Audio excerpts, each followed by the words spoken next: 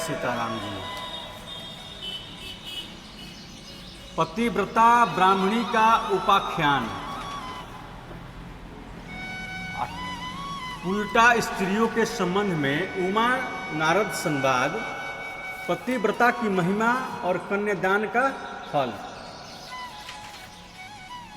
नरोत्तम ने पूछा, नाथ, पतिव्रता स्त्री मेरे बीते हुए वृतांत को कैसे जानती है? उसका प्रभाव कैसा है? यह सब बताने की कृपा करें। श्री भगवान बोले, वत्स, मैं यह बात तुम्हें पहले ही बता चुका हूं, किंतु फिर यदि सुनने की कौतूहल है तो सुनो।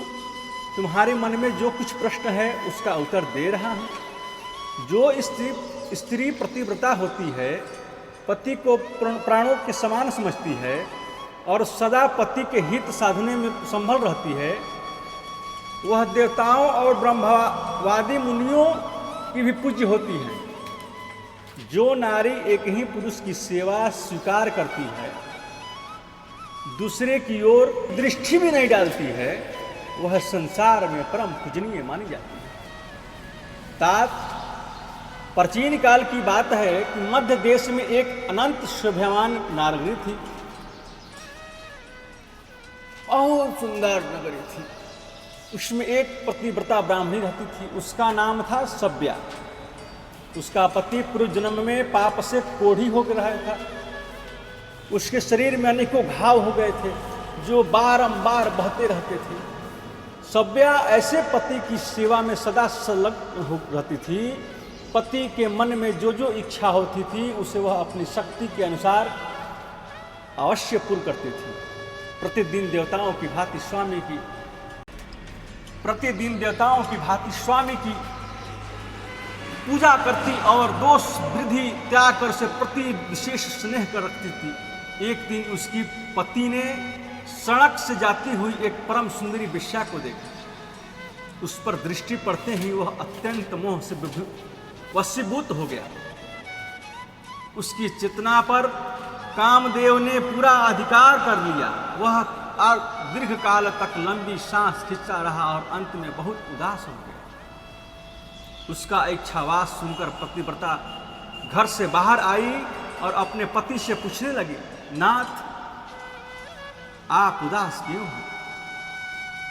आपने लंबी सांस कैसे खींची? प्रभु, आपको जो प्रिय हो वह कार्य मुझे बताइए। वह करने योग्य हो या न हो, मैं आपके प्रिय कार्य को अवश्य करूंगी। एकमात्र आप ही मेरे गुरु हैं, प्रियतम हैं। पत्नी के इस प्रकार पूछने पर उसके पति ने कहा, प्रिय, उस कार्य को तुम ही पूर्ण कर सकती हो और न मैं ही, अतः व्यर्थ बात करना उचित नहीं है। पतिव्रता बोली, नाथ, मुझे विश्वास है मैं आपका मनोरथ जानकर उस कार्य को सिद्ध कर सकती हूँ। आप मुझे आज्ञा दीजिए। जिस किसी उपाय से हो सके मुझे आपका कार्य सिद्ध करना है। यदि आपके दुष्कर कार्य को मैं यत्न करके पूर्ण कर सकूं तो इस लोक और परलोक में मेरा परम कल्याण होगा। कोढ़ी ने कहा, साध्वी, अभी अभी इस मार्ग से एक परम सुंदरी वेश्या जा रही थी। उसका शरीर पर ओर से मनोरम था। उसे देखकर मेरा हृदय कामाग्नि से दग्न हो रहा है। यदि तुम्हारी कृपा से मैं उस नवयौवन को प्राप्त कर सकूं तो मेरा जन्म सफल हो जाएगा। देवी, तुम उसे मिलाकर मेरा हित साधना करो। पति की कही हुई बात सुनकर पतिव्रता बोली, प्रभु, इस समय धैर्य रखिए, मैं यथाशक्ति आपका कार्य सिद्ध करूंगी। यह कहकर पतिव्रता ने मन ही मन कुछ विचार किया और रात्रि के अंतिम भाग उषः काल में उठकर वह गोबर और झाड़ू ले तुरंत ही चल दी। जाते समय उसके मन में बड़ी प्रसन्नता थी। वेश्या के घर पहुंचकर उसने उसके आंगन और गली को झाड़ू लगाए तथा गोबर से लीप पोत कर लोगों की दृष्टि पड़ने से पहले भय से वह शीघ्रतापूर्वक अपने घर लौट आई। इस प्रकार लगातार 3 दिनों तक पतिव्रता ने वेश्या के घर में झाड़ू देने और लिपने का कार्य किया। उधर वह वेश्या अपने दास दासियों से पूछने लगी, आज आंगन की इतनी बढ़िया सफाई किसने की है? सेवक को प्रश्न पर विचार करने के वेश्या से कहा, भद्रे घर की सफाई का यह काम हम लोगों ने तो नहीं किया है। यह काम वेश्या को बड़ा विस्मय हुआ। उसने बहुत देर तक इसके विषय में विचार किया और रात्रि बीतने पर ज्यों ही वह उठी तो उसकी दृष्टि उस पवित्रता ब्राह्मणी पर पड़ी। वह पुनः टहल बजाने के लिए आई थी। उस समय साध्वी पतिव्रता ब्राह्मणी को देखकर, हाय हाय, आप यह क्या करती हैं? क्षमा कीजिए, रहने दीजिए। यह करती हुई वेश्या ने उसके पैर पर पकड़ लिया और पुनः कहा, पतिव्रते, आप मेरी आयु, शरीर, संपत्ति, यश तथा कीर्ति इन सब का विनाश करने के लिए ऐसी चेष्टा कर रही हैं साध्वी। आप जो जो वस्तु मांगे उसे निश्चय दूंगी। यह बात मैं दृढ़ निश्चय के साथ कह रही हूं।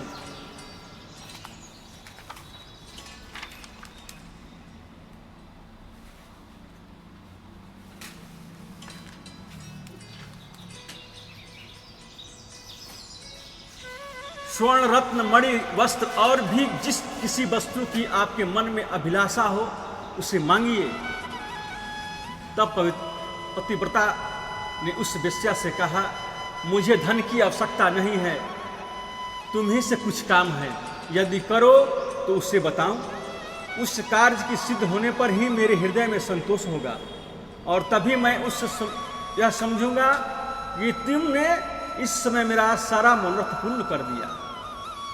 वेश्या बोली, पतिव्रते, आप जल्दी बताइए, मैं सच कहती हूं, आपका अभीष्ट कार्य अवश्य करूंगी। माताजी, आप तुरंत ही अपनी आवश्यकता बताएं और मेरी रक्षा करें। पतिव्रता ने लजाते लजाते वह कार्य जो उसके पति को श्रेष्ठ एवं प्रिय जान पड़ता था वह कह सुनाया। उसे सुनकर वेश्या एक क्षण तक अपने कर्तव्य और अपने पति की पीड़ा पर कुछ विचार करती रही। दुर्गंध युक्त कोढ़ी मनुष्य के साथ संसर्ग करने की बात सोचकर उसके मन में बड़ा दुख हुआ। वह पतिव्रता से इस प्रकार बोली, देवी, यदि आपके पति मेरे घर पर आए तो मैं एक दिन उनकी इच्छा पूर्ण करूंगी।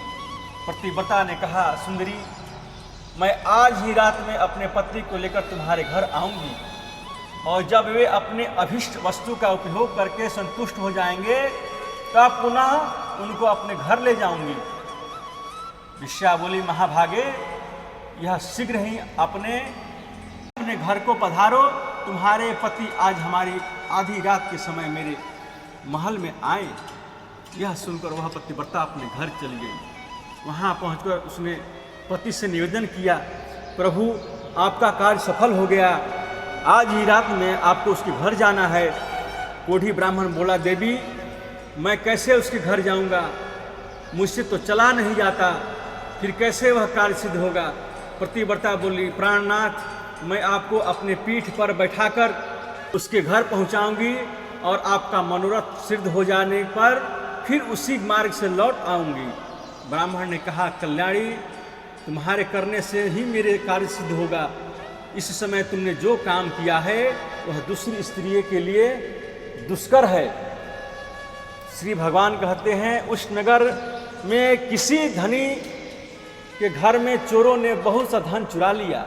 वह बात जब राजा के कानों में पड़ी तब उन्होंने रातों में घूमने वाले समस्त गुप्तचरों को बुलाया और कुपित होकर कहा, यदि तुम्हें जीवित रहने की इच्छा है तो आज चोरों को पकड़कर मेरे महल हवाले करो। राजा की यह आज्ञा पाकर सभी गुप्तचर व्याकुल हो गए और चोर को पकड़ने की इच्छा से चल दी। उस नगर के पास ही एक घना जंगल था जहां एक वृक्ष के नीचे महातेजस्वी मुनिवर मंडव्य समाधि लगाए बैठे थे। वे योगियों में प्रधान महर्षि अग्नि के समान दीप्यमान हो रहे थे। ब्रह्मा जी के समान तेजस्वी उन महामुनि को देखकर दुष्ट गुप्तचरों ने आपस में कहा, यही चोर है, यही धुत अद्भुत रूप बनाए इस जंगल में निवास करता है। यो कहकर उन पापियों ने मुनिश्रेष्ठ मंडव्य को बांध लिया, किंतु उस कठोर स्वभाव वाले मनुष्य से न तो उन्होंने कुछ कहा और न उनकी ओर दृष्टिपात ही किया। जब गुप्तचर उन्हें बांधकर राजा के पास ले गए तो राजा ने कहा, आज मुझे चोर मिला है, तुम लोग इसे नगर के निकटवर्ती प्रवेश द्वार के मार्ग पर ले जाओ और चोर के लिए जो नियत दंड है वह इसे दो। उन्होंने मांडव्य मुनि को वहां ले जाकर मार्ग में गड़े हुए सूल पर रख दिया। वह सूल मुनि के गुदद्वार के प्रविष्ट होकर मस्तक को पार हो गया। उनका सारा शरीर सूल से बिंध गया। इसी बीच आधी रात के घोर अंधकार में जब ही आकाश में घटाएं घिरी हुई थी, वह पतिव्रता ब्राह्मणी उसके पति को पीठ पर बिठाकर बेश्या के घर जा रही थी।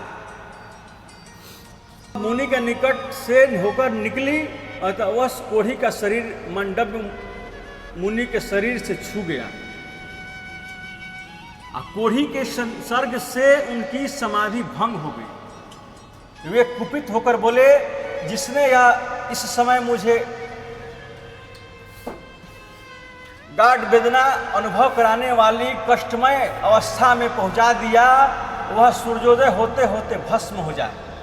पतिव्रता ने कहा कि आज से सूर्य का उदय ही न हो, आज से सूर्य का उदय ही न हो। यो कहकर वह अपने पति के घर ले गई और एक सुंदर शैया पर सुला स्वयं उसे थाम कर बैठ गई। उधर मुनिश्रेष्ठ मांडव्य उस कोढ़ी को श्राप दे अपने अभिष्ट स्थान को चले गए। इस प्रकार 3 दिन बीत गए, सूर्योदय नहीं हुआ। चराचर प्राणियों सहित समस्त त्रिलोकी व्यथित हो उठी। यह देख समस्त देवता इंद्र को आगे करके ब्रह्मा जी के पास गए और सूर्योदय न होने का समाचार निवेदन करते हुए बोले, भगवान, सूर्य के उदय न होने का कारण क्या है, यह हमारी समझ में नहीं आ रही। इस समय आप जो उचित हो करें। उनकी बात सुनकर ब्रह्मा जी ने पतिव्रता ब्राह्मणी और मंडव्य मुनि का सारा वृतांत कह सुनाया। तदंतर देवता विमानों पर आरूढ़ हो प्रजापति को आगे करके शीघ्र पृथ्वी पर उस कोढ़ी ब्राह्मण के घर के पास गए। उनके विमान की क्रांति तथा मुनियों की तेज से पतिव्रता के घर के भीतर सैकड़ों सूर्य का प्रकाश छा गया। उस समय हंस के समान तेजस्वी विमानों द्वारा आए हुए देवताओं को पतिव्रता ने देखा। वह लेटी हुई थी। ब्रह्मा जी ने उसे संबोधित करते हुए कहा, माता संपूर्ण देवताओं, ब्राह्मणों और गौ आदि प्राणियों की जिससे मृत्यु होने की संभावना है, ऐसे कार्य तुम्हें क्यों कर प्रशंसा आया? सूर्योदय के विरुद्ध जो तुम्हारा क्रोध है उसे त्याग दो। पतिव्रता बोली, भगवान ही एकमात्र पति ही मेरे गुरु हैं। ये मेरे लिए संपूर्ण लोकों से बढ़कर हैं। सूर्योदय होते ही मुनि ने श्राप से इनकी मृत्यु हो जाएगी। इसी हेतु से मैंने सूर्य को श्राप दिया। क्रोध, मोह, लोभ, मात्सर्य अथवा काम के वश में होकर मैंने ऐसा नहीं किया है। ब्रह्मा जी ने कहा, माता, जब आपकी मृत्यु से तीनों लोकों का हित हो रहा है, ऐसी दशा में तुम्हें बहुत अधिक पुण्य होगा। पतिव्रता बोली, पति का त्याग करके मुझे आपका परम कल्याणमय सत्यलोक ही भी अच्छा नहीं लगता। ब्रह्मा जी ने कहा, देवी, सूर्योदय होने पर जब सारी त्रिलोकी हम लोगों के आशीर्वाद से वह कोढ़ी ब्राह्मण कामदेव के समान सुंदर हो जाएगा। ब्रह्मा जी के यूँ कहने पर उस सती ने क्षण भर कुछ विचार किए उसके बाद हाँ कहकर उसने स्वीकृति दे दी। फिर तो तत्काल सूर्योदय हुआ और मुनि के श्राप से पंडित ब्राह्मण राख का ढेर हो गया। फिर उस राख से कामदेव के समान सुंदर रूप धारण किए एक ब्राह्मण प्रकट हुआ। यह देखकर समस्त पूर्वासी पूरे विस्मय हो पड़े, देवता प्रसन्न हो गए, सब लोग चित्त पूर्ण स्वस्थ हुए। उस समय स्वर्ग लोक से सूर्य के समान तेजस्वी एक विमान आया और वह साधु अपने पति के साथ उस पर बैठकर देवताओं के साथ स्वर्ग को चली गई। सुबह भी ऐसी ही पतिव्रता है, इसलिए वह मेरे समान है।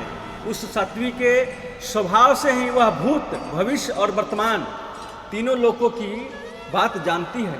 जो मनुष्य इस परम उत्तम पुण्यमय उपाख्यान को लोगों को सुनाएगा, उसके जन्म जन्म के किए हुए कष्ट पाप नष्ट हो जाएगा। ब्राह्मण ने पूछा, भगवान, मांडव्य मुनि के शरीर में शूल का आघात कैसे लगा तथा पतिव्रता स्त्री के पति को कोढ़ का रोग क्यों हुआ?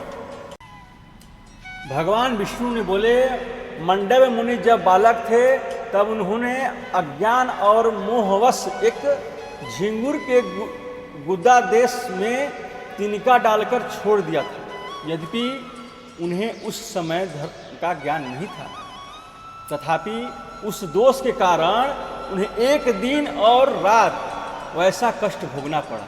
किंतु मांडव्य मुनि ने समाधिस्थ होने के कारण शूलाघात जनित वेदना का पूरी तरह अनुभव नहीं किया। इसी प्रकार पतिव्रता के पति के भी पूर्व जन्म में एक कोढ़ी ब्राह्मण का वध किया था। उसी से उसके शरीर में दुर्गंध युक्त कोढ़ का रोग उत्पन्न हो गया था। किंतु उसने ब्राह्मणों को 4 गौरी दान और 3 कन्यादान किए थे। इसी से उसकी स्त्री पतिव्रता हुई। इस प्रतीक के कारण ही वह मेरा समता को प्राप्त हुआ। ब्राह्मण ने कहा, नाथ, यदि पतिव्रता का ऐसा महात्मा है तब तो जिस पुरुष की स्त्री व्यभिचारिणी ना हो उससे स्वर्ग की प्राप्ति निश्चय है। सती स्त्री के सबका कल्याण होना चाहिए। श्री भगवान बोले, ठीक है, संसार में कुछ स्त्रियां ऐसी पुतला होती है जो सर्वस्व अर्पण करने वाले पुरुष के प्रतिकूल आचरण करती है। उनमें जो सर्वथा आरक्षण ये हो उसकी दुराचार से रक्षा करना असंभव हो, ऐसी स्त्री को तो मरने से भी स्वीकार नहीं करना चाहिए। जो नारी काम के वशीभूत हो जाती है वह निर्धन, कुरूप, गुणहीन तथा नीच कुल के नौकर पुरुषों को स्वीकार कर लेती है। मृत्यु तक से संबंध जोड़ने से उसे हिचक नहीं होती। वह गुणवान, कुलीन, अत्यंत धनी, सुंदर और रतिकाल से कुशल पति का भी परित्याग करके नीच पुरुष का सेवन करती है। विप्रवर उस विषय में उमा नारद संवाद ही दृष्टांत है, क्योंकि नारद जी स्त्रियों की बहुत ही चेष्टाएं जानते हैं। नारद मुनि स्वभाव से ही संसार के प्रत्येक बात जानने की इच्छा रखते हैं। एक बार वे अपने मन में कुछ सोच विचार कर सर्वतों में उत्तम कैलाश महात्मा मुनि ने पार्वती जी को प्रणाम करके पूछा, देवी, मैं कामिनियों को कुचेष्टाएं जानना चाहती हूँ। मैं कामनियों की कुचेष्टाएं जानना चाहता हूँ। मैं इस विषय में बिल्कुल अनजान हूँ और विनीत भाव से प्रश्न कर रहा हूँ, अतः आप मुझे यह बात बताइए। पार्वती देवी कहा, नारद, ज्योति स्त्रियों का चित्त सदा पुरुषों में लगा रहता है, उसमें तनिक भी संदेह नहीं है। नारी घी से भरे हुए घड़े के समान है और पुरुष दहकते हुए अंगारे के समान। इसलिए घी और अग्नि को एक स्थान पर नहीं रखना चाहिए। जैसे मतवाले हाथी को महावत अंकुश और मुगदरा की सहायता से अपने वश में करता है, उसी प्रकार स्त्री का रक्षक उससे दंड के बल से ही काबू में रख सकता है। बचपन में पिता, जवानी में पति, बुढ़ापे में पुत्र नारी की रक्षा करता है। उसे कभी स्वतंत्रता नहीं देनी चाहिए। सुंदरी स्त्री को यदि आपकी इच्छा के अनुसार स्वतंत्रता छोड़ दिया जाए तो वह पर पुरुष को प्रार्थना से अधीन होकर वह उसके आदेश के अनुसार व्यभिचारण में प्रवृत्त हो जाएगी। जैसे तैयार की हुई रसोई पर दृष्टि न रखने से उस पर कौवे और कुत्ते अधिकार जमा लेते हैं, उसी प्रकार युवती नारी स्वच्छंद होने पर व्यभिचारिणी हो जाती है। फिर उस उल्टा के संसर्ग से सारा कुल दूषित हो जाता है। पराये बीज से उत्पन्न होने वाले मनुष्य वर्ण संकर कहलाता है। सदाचारिणी स्त्री पितृकुल और पतिकुल दोनों कुलों का समान बढ़ाती हुई उन्हें कायम रखती है।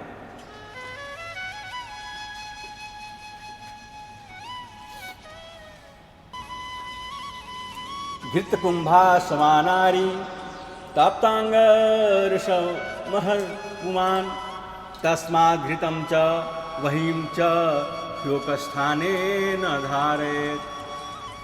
पिता रक्षति कौमारे भर्ता रक्षति यौवने पुत्राश्च अस्थागिरे भावे न स्त्री स्वतंत्रार्महिति।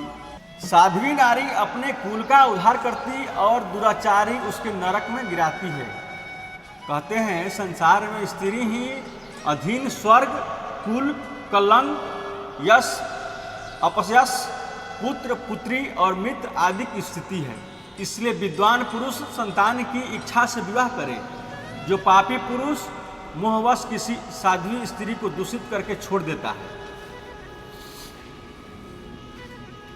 जो पापी पुरुष होता है वह मोहवश किसी साध्वी स्त्री को दूषित करके छोड़ देता है, वह उस स्त्री को हत्या का पाप भोगना पड़ता है।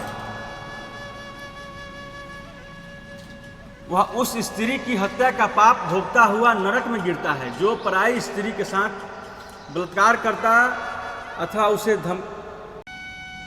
उसे धमका लालच देकर फंसाता है, वह इस संसार में स्त्री हत्यारा कहलाता है और मरने के बाद घोर नरक में पड़ता है। पराई स्त्री अपहरण करके मनुष्य चंडाल कुल में जन्म लेता है। उसी प्रकार पति के साथ वंचना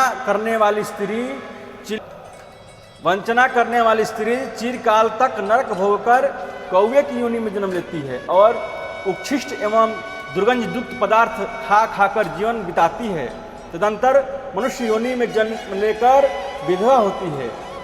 जो माता गुरु पत्नी ब्राह्मणी राज की रानी या दूसरी किसी प्रभु स्त्री के समान समागम करता है, वह अक्षय नरक में गिरता है।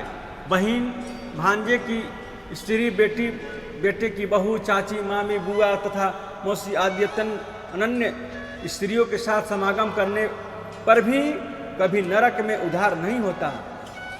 यह नहीं तो ब्रह्महत्या का पाप भी लगता है तथा वह अंधा, गूंगा और बहरा होकर निरंतर नीचे गिरता जाता है। इस अधपतन से उसका कभी बचाव नहीं हो पाता। ब्राह्मण ने पूछा, भगवान, ऐसा पाप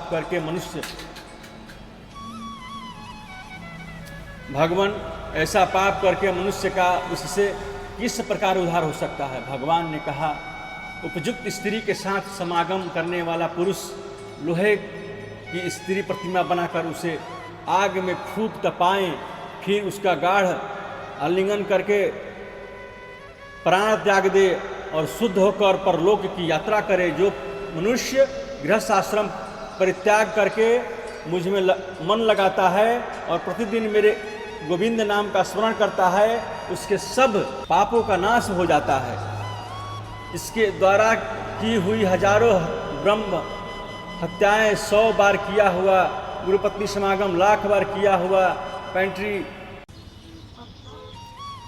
1,00,000 बार किया हुआ पैष्टी, मंदिरा का सेवन, स्वर्ण चोरी, पापियों के साथ चिरकाल तक संसर्ग रखना, ये तथा और भी जितने भी बड़े बड़े पाप एवं पातक हैं, ये सब मेरा नाम लेने से तत्काल नष्ट हो जाते हैं। ठीक उसी तरह जैसे अग्नि के पास पहुंचने पर रुई के ढेर जल जाते हैं, अतः मनुष्य को उचित ही है कि वह मेरे गोविंद नाम का स्मरण करके पवित्र हो जाए।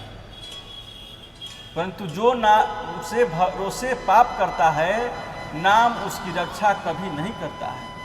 अथवा जो प्रतिदिन मुझ गोविंद का कीर्तन और पूजन करते हुए गृहस्थ आश्रम में निवास करता है वह पाप से तर जाता है। ताप गंगा के रमणीय तट पर चंद्रग्रहण की मंगलमयी बेला में करोड़ों गुदान करने से मनुष्य को जो फल मिलता है उससे 1000 गुना अधिक फल गोविंद का कीर्तन करने से प्राप्त होता है।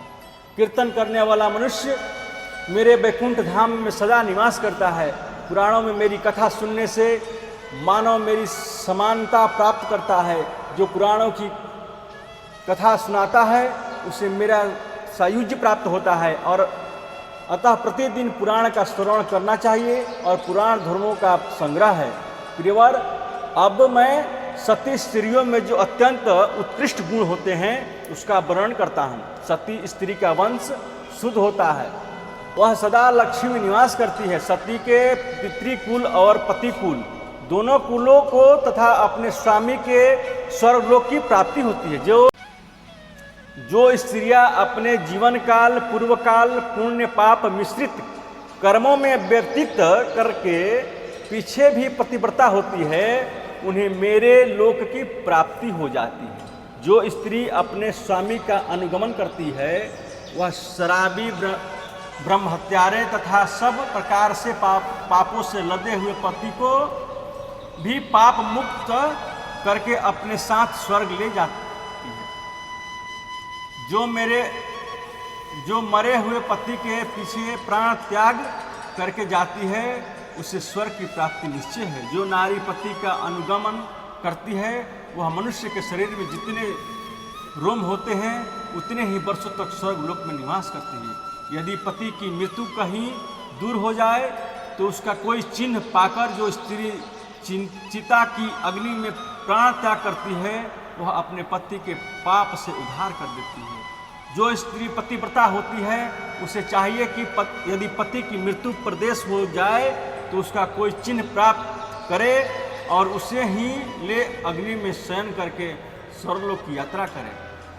यदि ब्राह्मण जाति की स्त्री मरे हुए पति के साथ चिताग्नि में प्रवेश करे तो उसे आत्मघात का दोष लगता है, जिससे वह न तो वह अपने को और न तो अपने पति को ही स्वर्ग पहुंचा सकती है। इसलिए ब्राह्मण जाति की स्त्री अपने मरे हुए पति के साथ जलकर न मरे, यह ब्रह्मा जी की आज्ञा है। ब्राह्मणी विधवा को वैधव्य व्रत का आचरण करना चाहिए। जो विधवा एकादशी की व्रत नहीं रखती वह दूसरे जन्म में विधवा ही होती है तथा प्रत्येक जन्म में दुर्भाग्य से पीड़ित रहती है। मछली मांस खाने और व्रत न रखने से वह चिरकाल तक नरक में रहकर फिर कुत्ते की योनि में जन्म लेती है। जो कुल नाशनी विधवा दुराचारणी होकर मैथुन कराती है वह नरक यातना भोगने से पश्चात वह जन्मों तक गिधनी होती है। फिर 2 जन्मों तक लोमड़ी होकर पीछे मनुष्य की योनि में जन्म लेती है। इससे भी काल विधवा होकर दासी भाव को प्राप्त होती है। ब्राह्मण ने कहा, भगवान यदि आपका मुझ पर अनुग्रह है तो आप कन्यादान के फल का वर्णन कीजिए, साथ ही उसकी यथार्थ विधि भी बतलाइए। श्री भगवान बोले, राजन, रूपवान गुणवान कुलीन श्री भगवान बोले, ब्राह्मण रूपवान गुणवान कुलीन तरुण समृद्धिशाली और धन धान्य से संपन्न वर को कन्यादान करने का जो फल होता है उससे श्रवण करो। जो मनुष्य आभूषणों से युक्त कन्या का दान करता है उसके द्वारा पर्वत वन और काननों सहित संपूर्ण पृथ्वी का दान हो जाता है। जो पिता कन्या का शुल्क देकर खाता है, जो पिता कन्या का शुल्क लेकर खाता है, जो मूर्ख अपनी पुत्री को बेच देता है उसका कभी नरक से उद्धार नहीं होता है। जो लोभवश अयोग्य पुरुष को जो मूर्ख अपनी पुत्री को बेच देता है उसका कभी नरक से उद्धार नहीं होता है। जो लोभवश अयोग्य पुरुष को कन्यादान कर देता है वह रौरव नरक में पड़कर अंत में चंडाल होता है। इसी से विद्वान पुरुष दामाद से शुल्क लेने का कभी विचार भी नहीं मन में लाना चाहिए। अपनी ओर से दामाद को जो कुछ भी दिया जाता है वह अक्षय हो जाता है। पृथ्वी गौ सोना धन धान और वस्त्रादि जो कुछ दामाद को दहेज के रूप में दिया जाता है वह अक्षय फल को देने वाला होता है। जैसे कुटी हुई डोर घोड़े के साथ स्वयं भी कुएं में डूब जाती है, उसी प्रकार यदि दाता संकल्प किए हुए दान को भूल जाता है और दान देने वाला पुरुष फिर उसे याद दिलाकर मांगता नहीं तो ये दोनों नरक में पड़ते हैं। सात्विक पुरुष को उचित है कि वह जमाता को दहेज में देने के लिए ये निश्चित की हुई सभी वस्तुएं अवश्य दे डालें। न देने पर पहले तो वह नरक में पड़ता है और फिर प्रतिग्रह लेने वाले के दास के रूप में जन्म ग्रहण करता है।